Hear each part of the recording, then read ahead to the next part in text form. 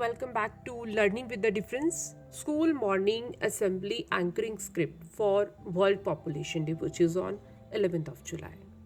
Someone rightly said that when the family is small, whatever little they have, they are able to share. There is peace. And the growing population is the primary source of environmental damage.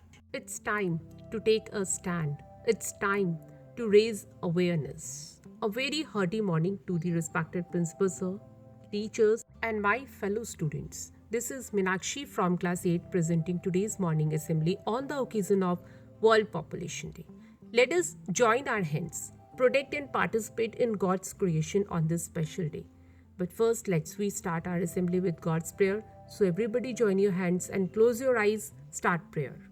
After prayer and pledge, thoughts are powerful. They are preemptive.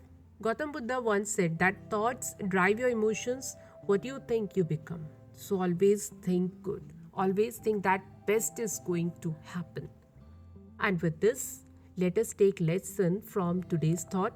For this, I would like to invite on stage Sukhmeet from class 8th.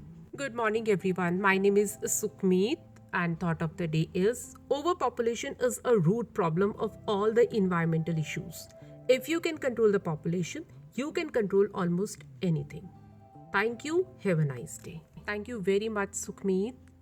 The aim of World Population Day is to focus the world's attention on the importance of population issues.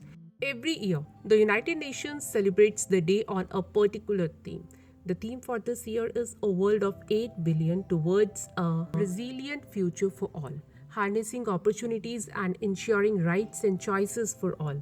What does the theme suggest? What is the purpose and importance of this day? To know more about the World Population Day, I would like to invite on stage Jasmine from class 8th.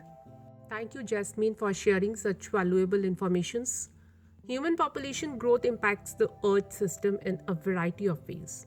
It gives rise to a number of social problems, isn't it? Well, as we are celebrating World Population Day, so let's we take some lessons and let's have celebration also. And let's enjoy few poems and remember that big family is curse, not grace of God. Smaller family is happy family. With this, I would like to invite on stage Rubina, Jayesh, Zan from class 8 to recite poems.